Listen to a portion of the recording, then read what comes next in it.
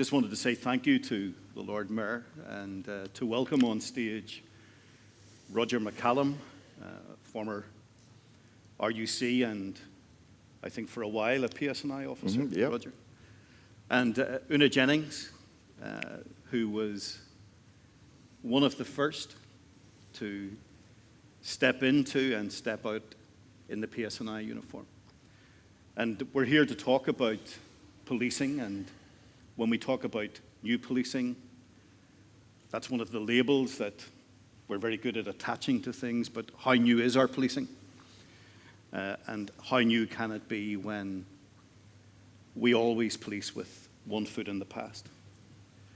So I'm going to ask Una and Roger to share a few thoughts with us to begin with, and then, as we did yesterday, we'll open this conversation out to the floor. We'll talk with each other rather than at each other, if that's okay. But I'll maybe start with you, Una. And I was reading some of the material that was about in 1999, just before Chris Patton reported, and then just after he reported. And I found a fax on my file, which was an internal message from the then RUC Chief Constable Ronnie Flanagan, with a bit of the speculation ahead of the report being published, where he talked about the suggested recommendations will have caused tremendous anguish and anxiety and concern for RUC officers at that stage. I suppose I'll start with an easy one, Una. Would you have stepped into policing if it was the RUC, or did it have to be something different for you to take that step? Thanks for the easy intro there, Barney. But I suppose if I am going to be really honest, and I think the reality is there's no point in being here with you all unless we're going to have honest conversations, it's a pretty simple answer, and the answer is no.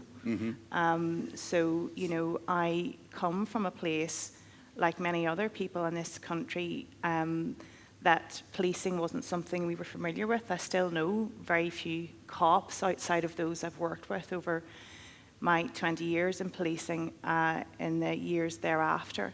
So it would have been a very difficult thing for not just me, but my family to find any resonance with in that current construct. You were in Derry at that stage? Yeah. So I grew up in Balmagorty. Some of you might know it. It's a council estate just on the outskirts of Derry. Went to school, thankfully, in Thornhill, so it gave me a great start in terms of education and how important that's become to me and many other youngsters in this country in terms of creating some sort of future for myself and my family now. And a big part of why I joined the police, I have to say, was being part of that zeitgeist at the time, which we saw play out very poignantly on our screens in Derry Girls recently. I have to say, I laughed and cried as much, probably in equal measure, watching that. There was so much about it. Lisa was the year below me in Thornhill, so I get a bit of stick about the head girl being modelled on me, which I wasn't, Jenny, by the way. Shades of Jenny, maybe, but no. But it did capture the feel of what it was like to be young and idealistic and Irish at that time in Northern Ireland. So that change to policing for me was really why I joined the police. Otherwise, I probably would have done what was expected in practice law. I'd certainly started that journey at the time I chose to be in. Made a few extra bob? Well, I don't know about that. Like, I've done all right, but I certainly, I probably wouldn't have been in the police if I hadn't grown up here, and if it hadn't have been at that particular juncture with the formation of the Police Service of Northern Ireland and feeling that sense of responsibility to be part of that. That's why I'm in the Corps. Thanks, Una. And Roger, we'll start with an easy one for you as well. So, was it inevitable, do you think, given its makeup at that stage, 92% Protestant, 8% Catholic, that there was no option other than to remove the RUC title and to try to create something new, as Patton reported? Thanks, Barney, for that. Well, I think there was quite a few options, and I suppose there's always the do-nothing option is something that's there. There was also more of a nuclear option, which was to completely send every police officer home and start again. Disband. Absolutely, Yeah. absolutely. And I think that Chris Patton and his team put together, I think, as worked out at the time, a pretty good package there to try and move society forward. I was a trustee of the Royal Ulster Constabulary George Cross Foundation for 6 or 7 years. Therefore, I can reflect well upon the angst and the hurt and the annoyance that a lot of RUC officers felt in the late 20th century, early 21st century, with the change in the name, in the symbols, I suppose in some ways in the ethos of the policing. But when you think about it and you're trying to attract a more diverse group of people into policing, Royal would offend many, Ulster would offend many, Constabulary could offend people as well. The word force, something which is not something that you hear an awful lot about nowadays when we move policing from a force to a service. So there had to be, if you like, a rebranding, I think, of the product to attract the likes of Una and folk into the organisation. And thankfully, we're now in a position where I think it's 30% folk are from the Catholic tradition. And just as importantly, 30% of people are females as well, because not only in 98, 99 was it 8% Catholic, it was about 8% female as well. So things have evolved very well in that direction. So I think, yes, in the circumstances to try and move things forward, to embrace the challenges of the time, to create a new direction of travel, I think a bit of rebranding had to take place. But I would also say that the PSNI, the Police Service of Northern Ireland, incorporates the name of the Royal Ulster Constabulary still. So it is still in the title deeds, just not up front and centre. I found the speech that the Police Federation made just within a couple of weeks of the Patton report. A paragraph jumped out at me, Roger, where they described the name change as an act of appeasement to terrorists. And there's a line, and I quote directly, "The key to Catholic recruitment is peace, not a change of name." What would you say to that, Una? I think there's wisdom in that. We know that, and I think it was Judith Gillespie I first heard use that phrase, which is "a rising tide lifts all ships," which Roger has mentioned in the context of some of the other changes that a focus on recruiting a broad, diverse pool of people has brought to policing in Northern Ireland. I think in order to maintain the momentum, if there is still momentum that could be attributed to that change, which I think many of us would question now, given the attrition rates that we've seen around young Catholic recruits in particular, given some of the levels now of young Catholic officers that are choosing to join policing. I think actually it's really important that the right environment, so that piece you spoke to, is and surrounds that too, because let's be honest, anybody that knows anything about policing in our place, knows that what comes with choosing to police here is a big change for those young people that choose to do that aren't from traditionally policing communities, if you will allow me to use that, for their families as well as themselves. It's not a decision that I was able to make unilaterally as, for myself. It had to be something that was done in conjunction with my mummy and daddy, because I knew it would have implications for my sister Aoife and my two brothers, as well as me. And they needed to feel they could support that as well. And I think a big part of them being able to do that is and was, of course, our peace process in the environment that we were collectively creating in Northern Ireland at that time, which made them have that hope, which is key. Did you have that wider dialogue with family? Oh, yeah, definitely. So it wasn't just your decision then? Definitely not. I mean, I have to say, probably like most people, I came out of university, got a job, bought a house, didn't have a car, but had a house. And I applied to join the police and thought, I'll not have to make a decision unless I get offered a job. And then, lo and behold, I get the letter in, and I was in the first squad of the new PSNI recruits. So joined on the 4th of November. So that same day that we saw colleagues in the REC come in and change uniform, I was in Garnaville, marching around a square, which I have to say, when you talk about signs and symbols, there's real nuance in what that means for us even in the here and now. So yeah, it absolutely was part of a broader dialogue, and I wouldn't have joined Mm. if my parents hadn't have been willing to support me in that. Mm. And of course, I went in and said, look, I'm only going to go in for a few years, and then I'm going to come out and practice law again, because, you know, I want to be part of this, and I think I should be, and I think I've got something to offer, but I will come back out, and then 20 years later, I'm still doing the same job because I love it. Yeah. So You're yeah. doing a different job. You're not an assistant chief constable. You know, you've climbed the ranks at quite a rate. Well, again, with plenty of support from the mommy and daddy, as always, you know. Yeah. So yeah, absolutely. I think signs, symbols, name, very important. They always will be in our wee place. I think the broader environment that allows families to encourage their youngsters to join the police is really important. And that peace process and our current peace is a key enabler of that. So both, I think, are critical. Yeah. Roger, what would you describe as the legacy of the RUC? I mean, you used that term in your opening comments about a police force. You know, we're very careful now to talk about policing and a police service. And I remember asking Ronnie Flanagan a question that annoyed him. I asked him, could the police force that fought the war police the peace? And I suppose that's a question that just doesn't apply to the policing. It can be stretched out into a much wider frame. But we walk on eggshells when we talk about this stuff. And I can remember doing an interview with you in Ballymoney as one of the first interviews, I think, as we stepped into new policing. I think you remembered you made some comment about policing without guns. And it caused a bit of a kickback. It did, yeah. It's a very good question, Barney. Thank you for it again. It is, you know, as we move, could the one thing have done the other? It's a bit like Churchill, who fought the Second World War as a war leader, very successfully, as you probably recollect.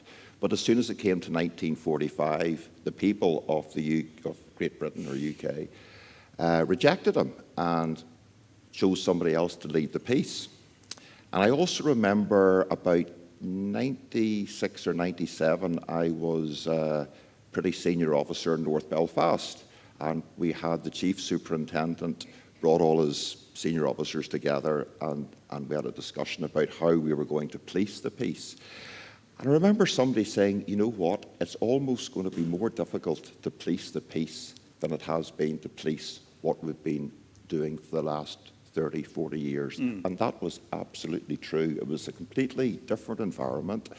In the sense, Roger, that we'd become used to the conflict. Is that what you mean? The abnormal had become the normal. Yeah. That was the scary thing. And, you know, I'm reflecting upon Una here. I did law as well at QUB between 72 and 76. And in 76, I suppose I could have gone down the path of you know, taking the legal money and that route. And I said, you know what, I'm going to spend 2 or 3 years in the RUC or the police service, because not only had the government kindly given me a grant in those days to study, which is the complete opposite of it is nowadays, but there was nobody was going to bomb me into a united Ireland. So probably uniquely for my particular year at Queen's, I went in 76, and 2 or 3 years became 27, 28 years, because I found it a very rewarding and a very satisfying and a very interesting way forward. Did you feel you were at war, Roger? Yeah, absolutely in those days. I mean, you know, I was travelling from the Braniel area of East Belfast to Queen's every day. Who was your enemy? The enemy were the people that were making the bombs and firing the bullets. The IRA, you mean? Yeah, absolutely. So it was an enemy relationship. It was. And although traditionally our family would be a policey family, my grandfather would have been in both the RIC and the RUC. And I have a lot of relations at the moment are serving PSNI officers. So it's a bit like a bit of Portrush Rock. If you cut it through anyway, it has the DNA of policing right through it there. And then, you know, you get into conversations with people and you realise, you know, it's not us and them, it's not them-uns. We're all in this together. We are all part of society. We're trying to make this place a better place. Is that something that comes later in life? Absolutely, yeah. Not in the here and now of the conflict period? At the here and now. You know, what I mean is in actual time. So in your policing career, when you set out on that road, You seem to be in a much different place now Oh, in your totally, head yeah. than you were then, is what I I suppose if you reflect upon certain things that happened about the mid-90s, I was at a workers' educational conference in the Lisburn Road, WEA, looking at mediation. And there were a very diverse group of people there. And there was, one in particular was a woman from Crossmaglen. And like so many conferences, I find the main work is done on the margins of the conference. So at halftime, the two of us, for some reason, found ourselves in the coffee room. And she said to me, Roger, you know, I'm from Crossmaglen. This is the first time I've ever made a cup of coffee for a member of the security forces. And I said, well, I will be delighted to drink your cup of coffee. And we're definitely making a bit of progress here. So in that 15 minutes, she was able to talk to me about being stopped in Crossmaglen at the side of the road, being searched, even though the army and the police knew exactly who she was, being detained for maybe 45 minutes or 60 minutes, and giving me her perspective on the situation. I then was able to talk to her about being in a Land Rover and having stones thrown at us from both the Republican and the Loyalist side, what it was like to feel under attack all the time. And I think we learnt and appreciated a little bit more about where each of us was coming from. So I think that, in many ways, kicked off the thought process. It was the beginning. And going forward to that, you talked about the Ballymoney situation. I was never very comfortable with guns. I was pretty hopeless with guns, quite honestly. I always believed if you couldn't talk yourself out of a situation, you were hardly going to be able to shoot yourself out of a situation.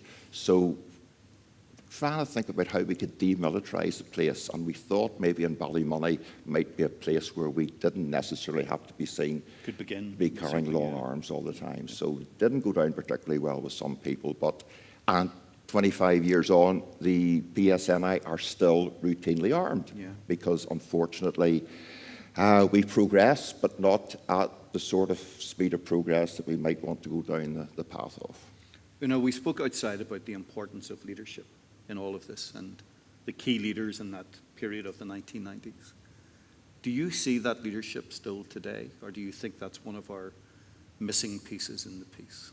It's absolutely one of our missing pieces, you know, and sometimes you have to step away to see things, I think. And certainly as I look across the water to our home now, I see an absence of leadership. At what level? I think at that very visible, strategic, brave level. You know, people like John Hume, people like Martin McGuinness from my hometown, people like Ian Paisley. You know, even Roger and I reflected on some of the police leaders that we have had the pleasure to work with in our time. You know, Hugh Ord, Ronnie Flanagan. I mean, these people were policing leaders of a generation, never mind of their generation, you know. So, and I think that leaders always create that space for conversations like we're having here today. And I wonder if we have got that right at the minute in Northern Ireland. I don't see a lot of space being created for conversation. And I think certainly it looks to be a missing piece from my perspective as I reflect back. Do you think some people have forgotten how bad it was before that leadership delivered the peace? Have we become complacent in the peace, you know, to the sense that we take it for granted and that we ignore some of the challenges we still face? I don't know if I would talk about complacency. I just think that there is a lack of interest or an apathy at the minute around some of these conversations that I think are integral to us moving forward as a country and as a place. I mean, I reflect even when I came here today and yesterday around the absence of some young people here having these conversations with us and how important that is. You know, I think conversations are still taking place, but maybe we're having them with the same people. And that's why we can't get the traction we might want. Because in truth, let's be frank, we are probably preaching to the choir here this morning in some ways, you know, are the people that need to hear and be involved in this dialogue here with us, both today and in other spaces. I don't know. There was a representative here yesterday, I think, from the group Youth Action. Is that right? But anyway, I think Ryan was his name. Is that right? Yeah. Yeah. But I was struck by the comment made by Ryan yesterday where he challenged us to believe in that next generation. And I said at the end of the conference yesterday, I believe more in that generation than I do in my own. I actually think it's time for, and I include myself in this, for the conflict generation to take a step back and to allow that next generation to develop, maybe to save us, Una, in many senses. And I often say to people that the ceasefires of 1994, which I reported on, and I fully understand the significance of those moments, the political agreement. They weren't really meant to be for the conflict generation. They were meant to be for what comes next. Yeah. And yet the conflict generation holds on to those things as if they own them. And so I suppose what we do need, Una, is you back here with some of the people who joined the PSNI at the same time as you, to give that changing leadership and changing direction to not just within policing, but policing that extends out into that much wider conversation as well. Have you just put me on the spot there, Barney? But no, well, I think you're... I think you're absolutely bob on in that. I think actually that hopefulness, and I mean, you could distill it down. You saw it on our TV screens, as I said, when we reflected back on that wee vignette that was Dairy Girls in the last couple of months. There was such hopefulness. I mean, I can remember, for example, being a DCI in Maydown, so I was in serious crime and investigating murders, terrorist attacks at that time, and I remember taking my whole team to Ebrington to see the Tate exhibition. I was so proud of my city.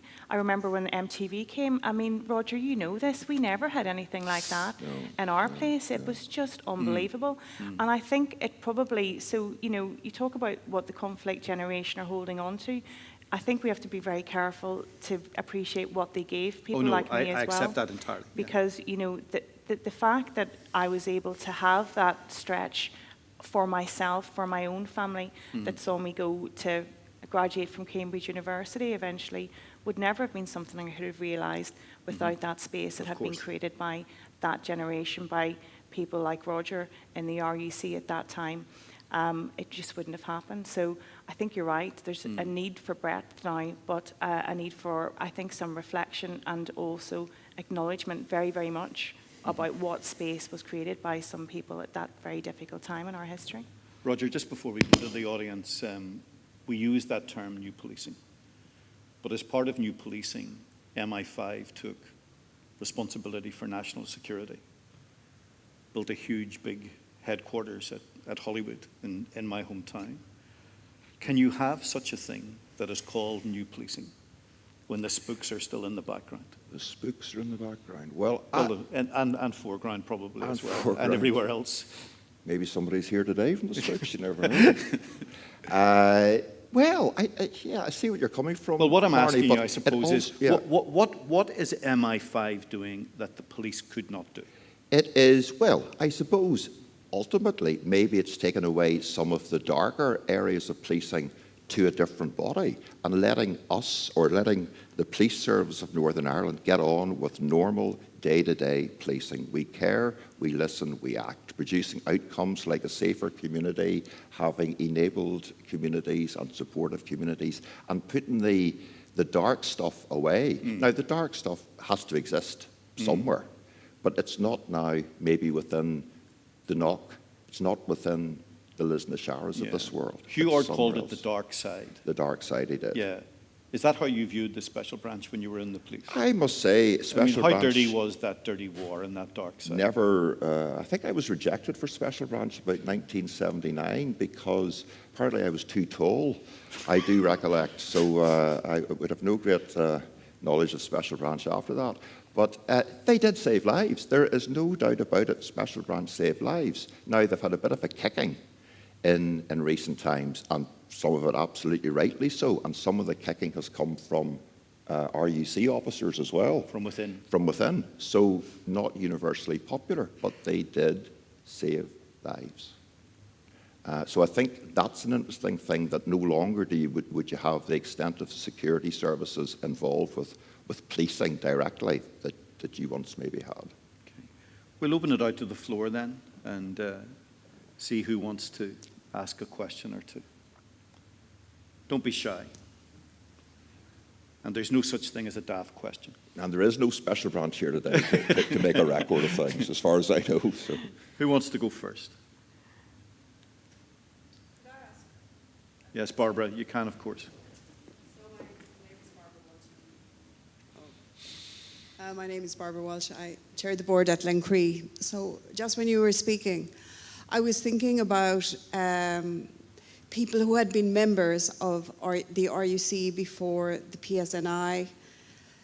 And I suppose at Glencree, we've had a sense that those that policed then felt alienated a bit and maybe diminished by some of the work that they had done during that time.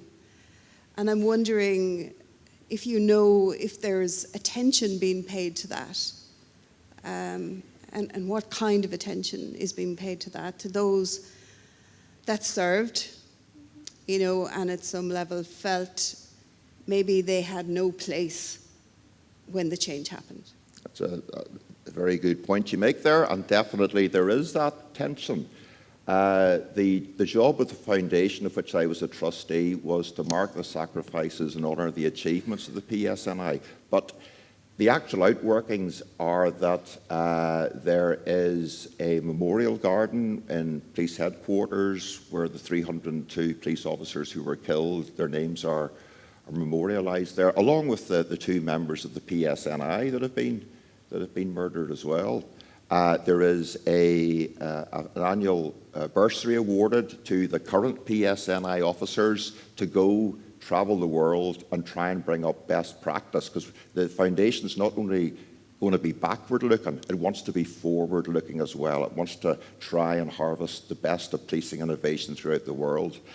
But as somebody said, I think last week in the newspapers, the RUC have taken a huge kicking for various reasons and through various judicial processes. And, you know, whilst absolutely we need to be open and transparent and come up with what happened, nonetheless, there was maybe 40,000 people served in the RUC in its time, and not all 40,000 were involved in collusive activity and areas like that. So we need to get that message out as well, and, you know, talk to that particular audience about things. But yeah, it does hurt at times. You know, what was your experience when you stepped in? Was there a sense of two different parts of the family, the RUC family and the PSNI family? Yes. Or how quickly did that integrate?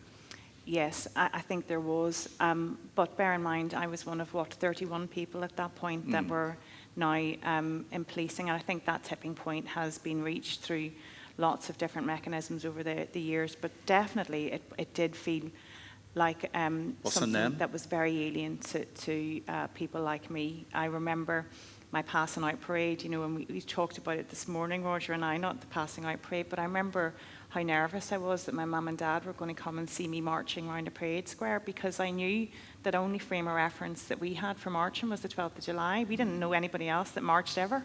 You know, so there was lots of things like that. I think I sent you the video some years later. Yeah, you did, and I hated it. I looked dreadful, but anyway. So there was lots of things like that. When I joined initially, I served in Dungannon in South Tyrone. You know, and I reflect, I think it's absolutely spot on, the observation that policing the peace is probably a lot more difficult than policing what Roger worked through in his time, in that when I reflect back on working in Dungannon and Coal Island, people didn't talk to you, you didn't have to interact with them. It's a lot more difficult to police people when you actually have to look at them as human beings and interact with them on that empathetic human level, which I think is where we've got to now in policing here in Northern Ireland.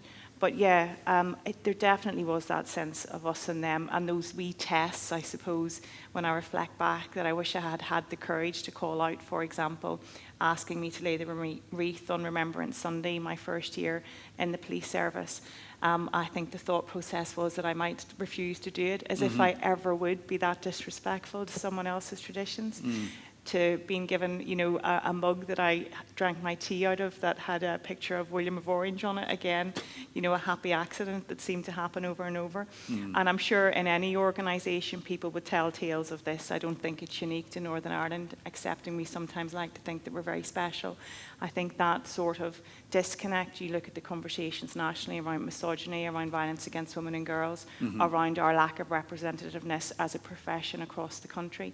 It's not unique to Northern Ireland, but it was probably enunciated in a more religiously or organisationally orientated way than you'd find in other parts of these islands. Was there anything in that experience, Una, that would stop you coming back? No. If anything, I think it probably would make me feel more of a moral obligation to make sure that I do in time come back. Because actually I think, and I've seen it in England, I've certainly seen it in serving in Northern Ireland, that if you're going to be a good police service, and I think given what we have been through in this country, we deserve the best that policing has to offer. We deserve the best of policing, we need it. Because actually it's about so much more than just tackling crime. It's about hope. It's about educational ability and mobility. It's about, you know, health and well-being. So we deserve that here.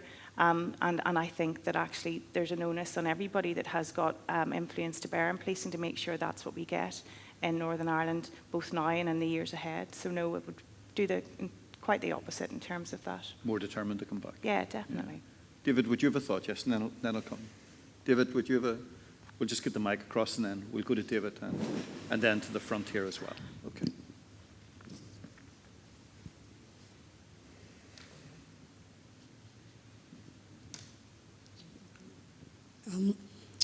Sorry, I missed most of your talk, but I'm from North Belfast and I also live in the nationalist area, Ardoyne. So my experience of the RUC isn't a very good one, a very pleasant one.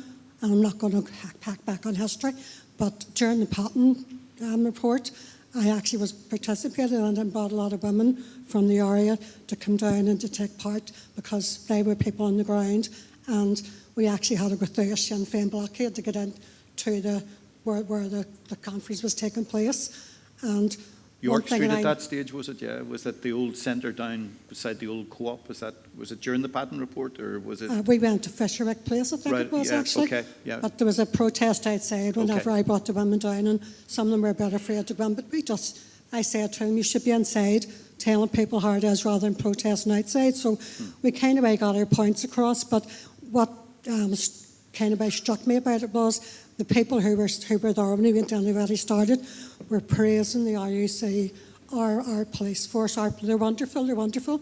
And I just went, well, I just got the bus down from where Ardoyne is and there's riots going on, there's all sorts of things happening. And to us, they're not wonderful because we didn't see them as our police. And even when they referred to them as our police, that remonstrated with me, they weren't my police, they were our police. You know, so that was reinforcing in my mind, they weren't my police. And at that time, unfortunately, because of Patton, they tried to change it 50-50, but I don't think it really worked out.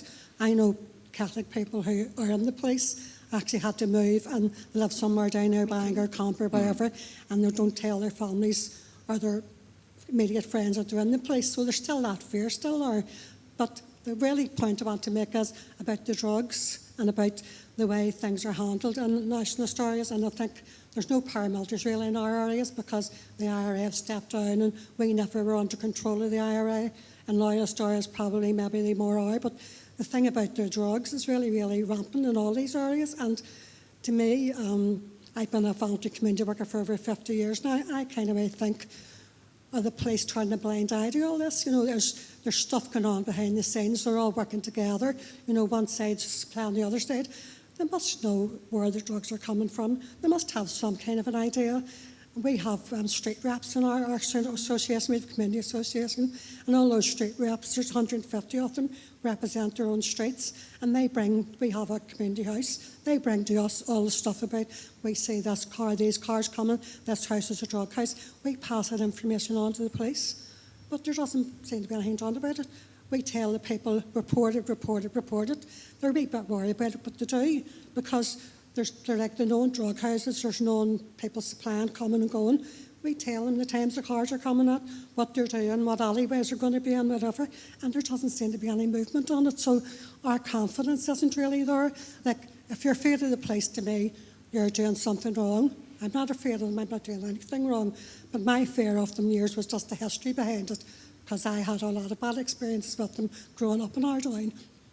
We actually had meetings with Ronnie Flanagan during the school protest. I brought women down to talk to Ronnie Flanagan over in Knockbracken and talk to him about whatever. And he was quite open to listening to the women talking.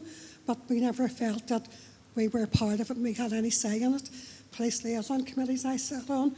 I've done a lot of things that wasn't really going to be acceptable in my community. But I don't see much movement in kind of way them moving forward and being my police as well. I think that's really important because I suppose what I think I am hearing from you, and it's something that's very important to me, is that sense of belonging somewhere. And I think as a race, we are people that identify with places and things and traditions in quite a pronounced way, in a way I don't see people do in places that I currently work in England. So having an organisation that you feel belongs to you, I think, is going to be key to really good policing in Northern Ireland and really good sustainable policing, because people talk about diversity, they talk about inclusion. My view is the conversation needs to be about belonging. Diversity is about your legislation, inclusion is probably the policies that get you the numbers, but actually can you keep that sense of identity and can you create that sense of an organisation that belongs to people, everybody in this country, in a really meaningful way that they can have confidence in. And I think that's the really difficult thing for police services right across England and Wales, but particularly in a context that we have here in Northern Ireland as we move through, and transition out of violence. The kind of reflection around women, I had the privilege and pleasure of being able to go away with Geraldine McAteer and Monica Williams to Bogota in Colombia just after they signed their peace accord, and it strikes me, as I'm sure we reflect here, and not least exemplified by Roisin's work, it's often been women in our country and in our place that actually took those brave steps, that had those difficult conversations, that took point on things, and I'm very proud of that tradition, and I think it's something that we need to acknowledge and celebrate here.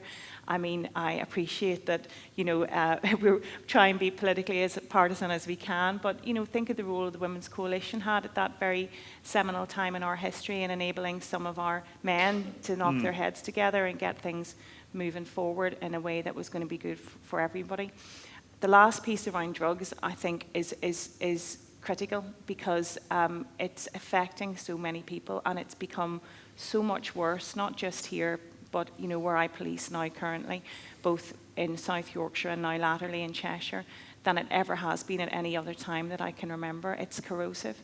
And I think the difficulty with that type of endemic issue is that it's actually probably more tied to do with vulnerability and health, and that disconnect that we see growing now ever more widely between the haves and have-nots in our country than at any time I can remember in my lifetime. I mean, COVID, they talked about it being a great leveller. Well, it really didn't. It just affected those that needed and were most vulnerable most, and they'll take the longest to recover. And unfortunately, a lot of our young people are sitting in that space.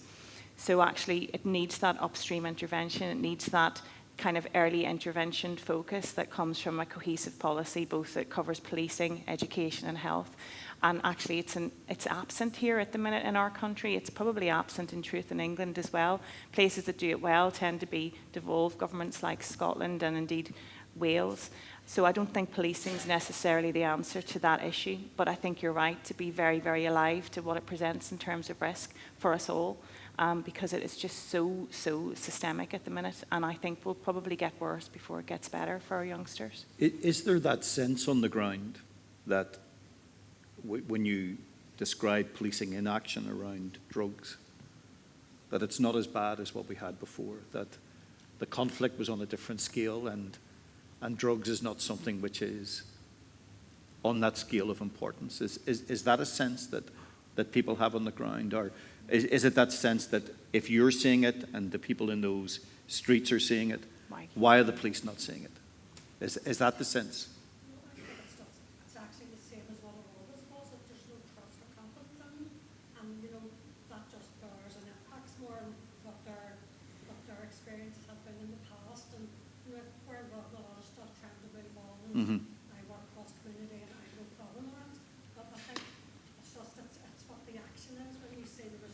Yes. You would see any positive move, and where something happens, basically, we kind of would say that, especially with the Ukraine issue and all stuff like that, now it's settled down, but we would have seen a one-sided thing to the Ukraine thing, and we would have went, you know, we expected it all to happen. We never saw a far side of anything, so that's still impacted on the community. That things haven't really changed that much. But there's still dialogue within the community that the Ukraine issue actually was settled in our town. Of course. And now, you know, we walked out, no problem, we would walk back, and Yeah. all that stuff we lived through for years is all settled. Thanks being abroad, but that was dialogue with the community. Of course.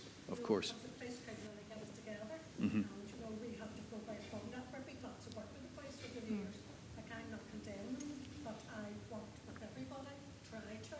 But then I would have been the football on the ground and where I live. Instead of kicking you, but kicking me. Yeah. You know, it's changed that much, actually. It needs to improve an awful Yeah. lot. Well, I think as a Roger, just give me one wee Yeah. second, because I'm going to take Oh, John right, right. and I'm going to take David, and then we'll allow you and it is John, isn't it? Yeah, John. I Yeah. see John, but Mike, yeah. A big issue yesterday, well, it's a big issue for everybody here, is amnesty legislation is going through there at the moment. I'm just wondering what your views are, both Una and Roger. Okay, and we'll hear what David's question is, and then we'll take them both together. Thanks, Barney. I wasn't going to say anything, but when you picked on me, I thought, well, Aye. I think this has been a helpful conversation and an interesting one, and I hope that we'll take something very positive out of it. And I want to say one positive thing, but begin with something that's more difficult. You rehearsed the phrase yesterday a couple of times. I think that the story should be written by pens without emotional ink. Yeah. And it's a nice journalistic turn of phrase, and I'm sure there's wisdom in it. But as you know, when you told me it, I thought, I'm going to think about that, and I have thought about it overnight, and I don't agree. I think it's impossible, and I'll tell you why. My background is I'm a Methodist minister. I've been involved in the Wave Trauma Centre for 28 years, and my father was an RUC officer, was shot dead by the IRA in 1985. Saturday, a week ago, Gail Walker had a very powerful piece in the Belfast Telegraph reflecting on the murder, 25 years since the murder of Constable Graham and Johnson and Lurgan. And finished with a little piece where Louis Graham, or Louis Johnson, I can't remember which one of the children it was, who was a child, 9 or 10 at the time, his dad was murdered, said that when he became a father, he felt the pain of the loss of his father in a new way, like his grandfather. And I was moved deeply, and I sat at my computer that Saturday morning and I wrote the Telegraph, the letters last week, if you want to see it. And literally the tears were rolling down my cheeks into my laptop as I typed and told my story, how 2 police officers were murdered in Ballygawley, shot dead by the IRA, just because they wore a bottle green uniform. I was the eldest of 5 children. Constable George Gilliland's children were much younger than us. They were toddlers and primary school age. But I felt the pain of the loss of my father most acutely about 7 years after his death, when I took my firstborn child, Sarah, in my arms to his grave, a little country graveyard out in the country outside Ballygawley, to kind of introduce my dad to his first grandchild. And I find it difficult even to tell that story because it still chokes me up. Because my grandfather would have been a wonderful, my father would have been a wonderful grandfather to Sarah and to the 11 other grandchildren that followed. And one of those grandchildren is now a PSNI officer based in Enniskillen. And she is doing marvelous work. And if my dad, her grandfather were still alive, as my mother is, though she's quite frail now, would be immensely proud of her. So I think we need to be able to tell those stories and remember the pain. And I'll just give you one. I'll finish with this one. Somebody, it wasn't Barney, it was some other journalist, asked me when the RUC were awarded the George Cross. Somebody said, "Well, what did that mean to you?" And I said, "I wept. It was such a significant marker of recognition of the sacrifice of my father and lots of others, 301 others who were killed, but many others who were injured and scarred in other ways. And so we need a balance, proper recognition, and clearly some of the politics is about, to justify the armed struggle, you've got to demonize the RUC and the army. That needs to be challenged by all of us. And we need to recognize the suffering that RUC families went through and rejoice and be glad for the progress that he made, so that my niece and perhaps my son in years to come will join the PSNI and serve it with distinction. David, thank you very much for that. And could I just say something by way of clarification? So when I talk about pens free of emotional ink, what I'm talking about is an outside team writing a report of the conflict period. I'm not for 1 minute suggesting that the story that you have just told us should not be part of the telling of the story of our past. I think part of our problem over the past 30 or 40 years is that many of us remember the headlines of the conflict and we forget those who died on their own, or those who became numbers in our news when the conflict became so normalized. So I just want to be absolutely clear that that story that you have just told, I'm not suggesting should not be told. It should be a central part of the storytelling of the conflict period. That other report that I talk about, written by pens free of emotional ink, is a report that I'm saying cannot be written by politicians or by the police or by the players in the conflict here, because there is never going to be one narrative or one truth within that.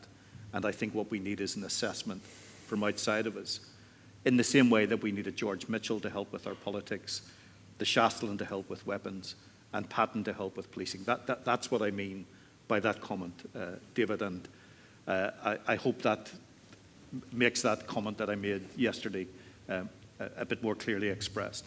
Roger. David, thank you very much for that. And in actual fact, it really hit home with me because Louis's dad was called David, and his nickname was Spike. And he would have been based in Marrowfelt with me. And he lived in Lisburn, I lived in Hillsborough. We were to travel together. So when we were both based in Marrowfelt, I would have got to know Spike, who was the police officer who was murdered in Lurgan in the late 90s. And no decenter, less sectarian, more almost hippie-ish police officer could you have who didn't have a single bad bone in his body.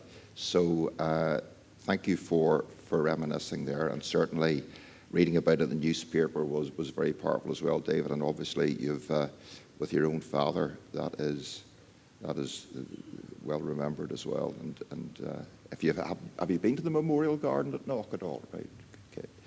So David, thanks for that. My good friend here from North Belfast, just reflecting on that, and I think, yeah, you're right. There are sections in society that talk about our police service, and certainly that was the case up until quite recently, and this was the sense of betrayal I think they had whenever the RUC became the PSNI, and it was no longer their police service. In essence, it was never everybody, it was always everybody's police service, but I know in the past it wasn't always the perception, and in times wasn't the reality either. So I take that on board. If you would like to speak to me afterwards, I could maybe mention to somebody the issue you're having with drugs in relation to the area you live in, and I could possibly escalate that a little bit with a few contacts that I have. So, and also thank you very much indeed for stepping out and involving yourself so much with community issues and policing, because it's very easy to stick your head in the sand and not do it, but you're there front and centre,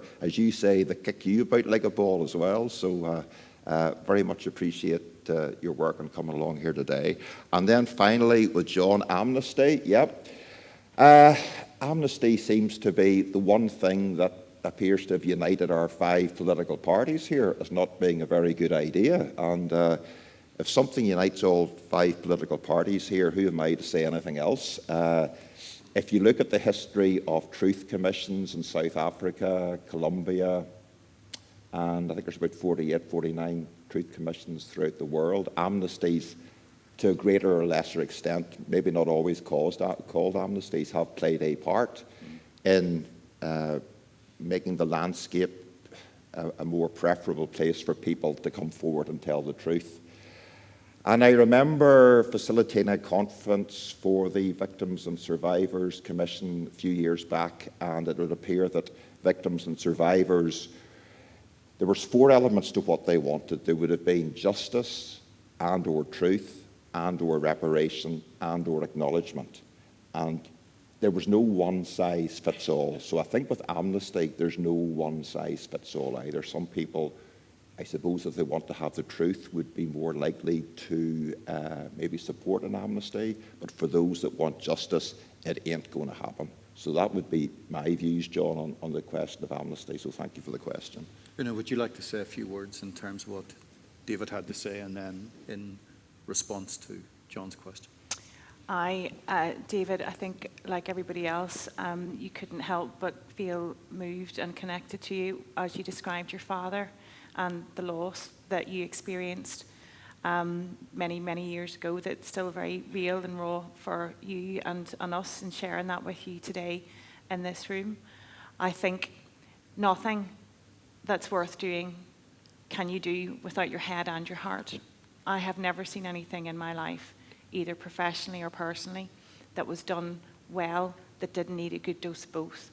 So I, like you, accepting that Barney has explained the context in which he made that statement, think that emotion is a key part of whatever we do in life.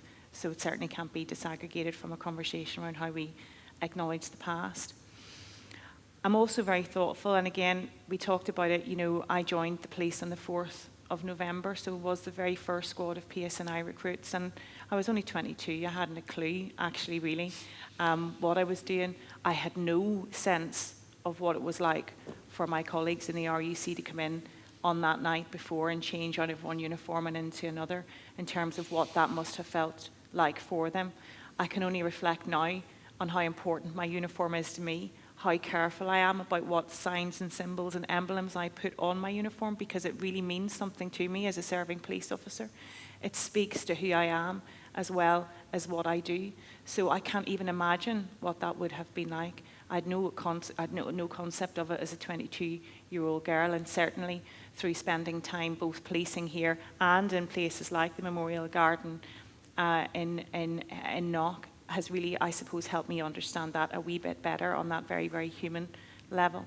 You know, I'm delighted to hear your niece is in the police service over here. I think for the main, they're doing some brilliant stuff, and they are to be admired and respected. And if you take it away from the impact of the past and some of our colleagues that served here in Northern Ireland into the impact of what some of our youngsters, and they are youngsters, are dealing with in the here and now, the consequence of drugs, going into people's homes and dealing with domestic abuse and violence. They're absolute heroes and heroines, and they deserve our respect and support for everything that they do for us.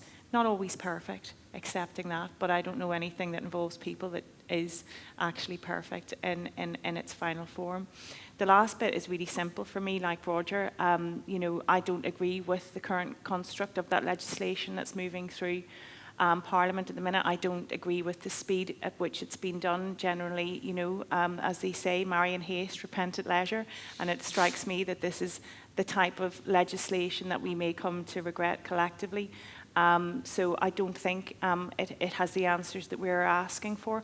And I also have the view that actually the answers to some of those questions need to be answered by the people that live through it, the people that are living with it now, and the people that want to build something for the future here in Northern Ireland. It needs to be something we feel we understand, own, and can support, not something, again, that's kind of foisted on us reluctantly from somewhere else. So I don't think it's going to be helpful for us. And as I said, it does strike me that the irony, the one thing we can all agree on is that this is not a particularly good idea. So yeah, I don't think it's good for us, and I don't agree with it. Yeah. So. Yeah, sorry.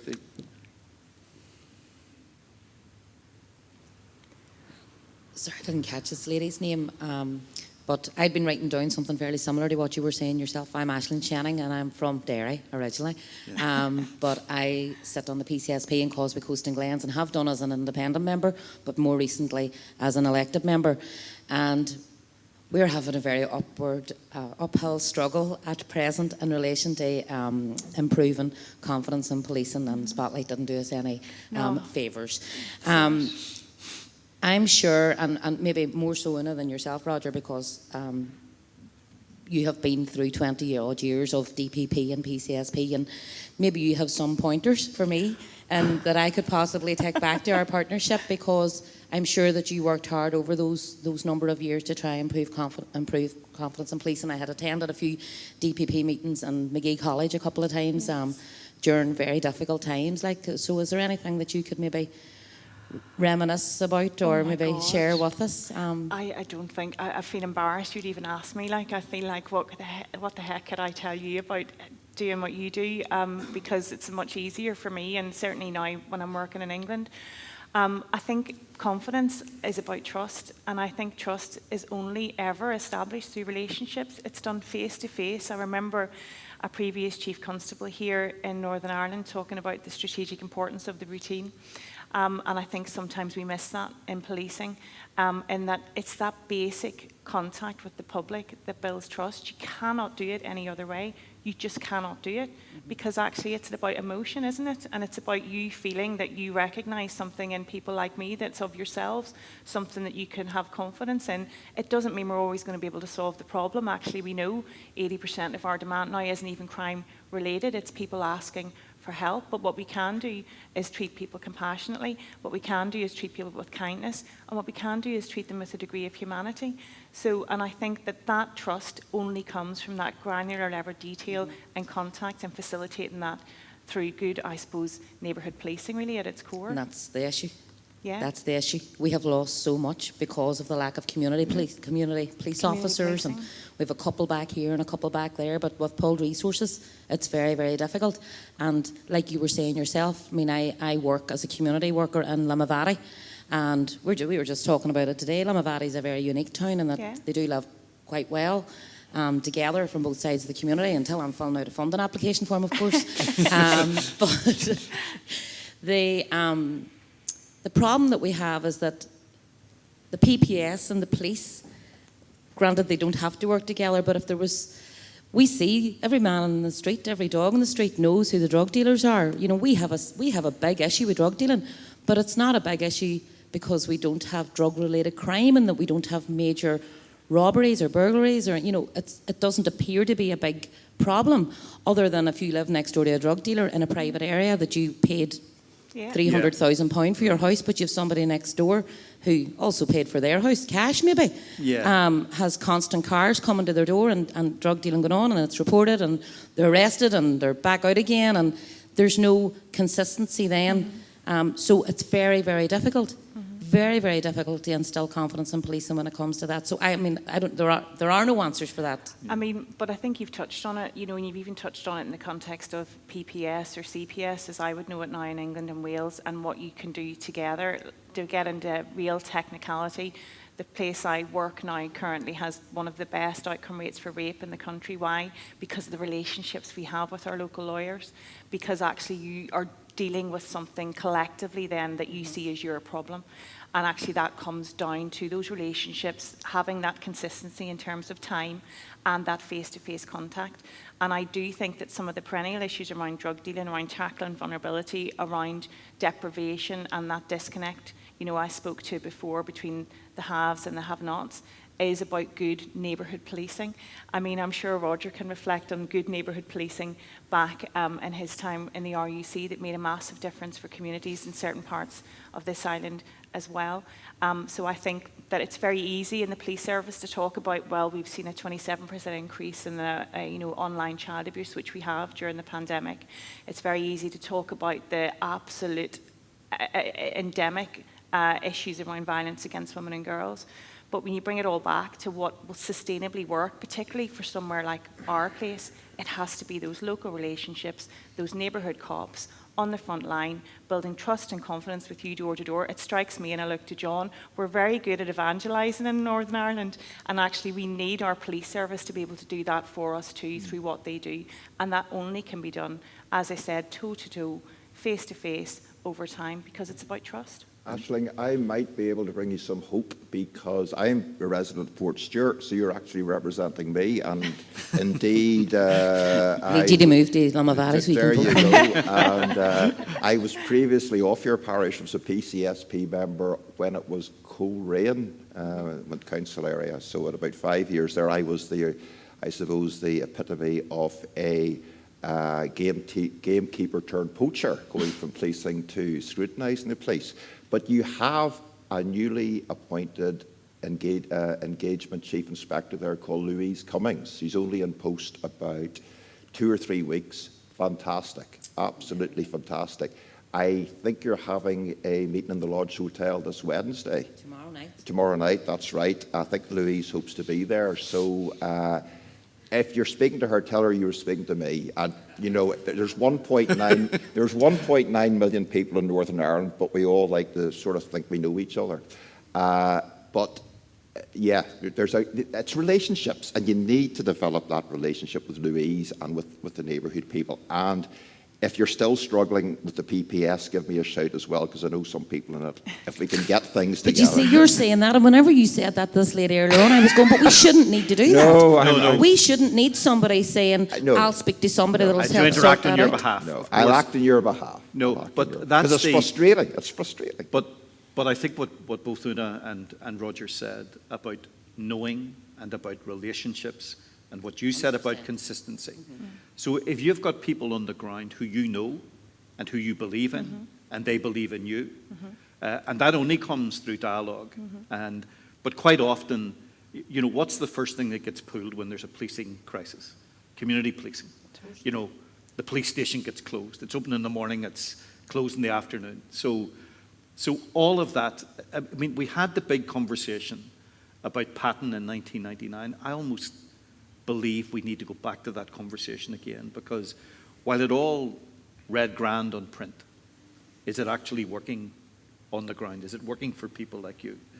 And people will only begin to believe in new policing when they see that something is different, that there is a relationship that can be built, that you can trust someone. And that's a two-way street, obviously. You know, trust is a two-way street. It's not just about what can the cops do for you, but what can you do for them? Yeah.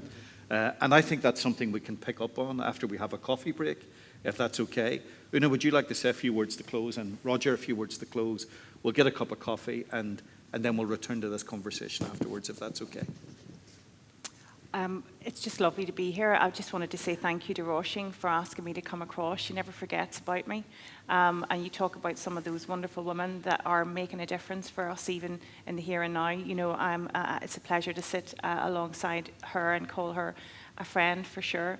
You know, I hope it was a useful conversation between Roger and I this morning. I always feel like a bit of a charlatan. Like, I mean, genuinely, when I think about some of the things that you're all doing in your day-to-day life, I do feel a bit of a fool sitting on the stage trying to offer wisdom and advice on stuff that you probably know a lot more about than I. But it's lovely to be back. It's lovely to hear some local accents again as well. It's lovely to see the rain. But no, it's great to be back, and thank you for inviting me, and thank you for listening a wee bit this morning as well. I think that's something we probably could get a bit better at here.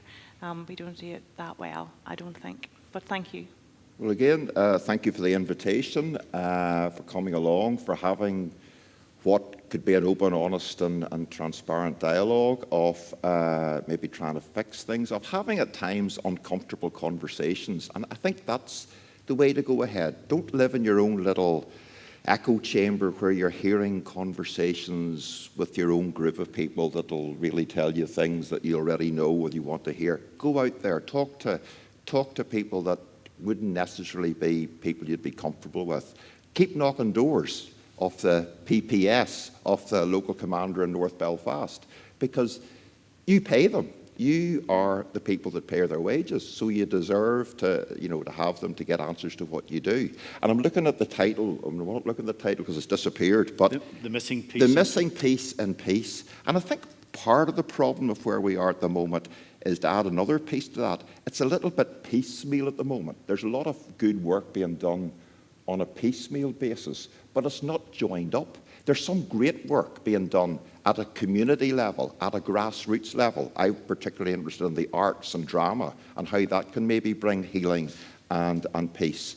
But if we're waiting for the latest reincarnation of the vision from our friends at Stormont, we could be waiting a long time because it doesn't seem to be joined up. So keep what you're doing at a grassroots level, keep it going, and hopefully we will eventually get there. It's not, as the late David Irvine, who I have a total amount of respect for, said, it's not always about the product, it's about the process.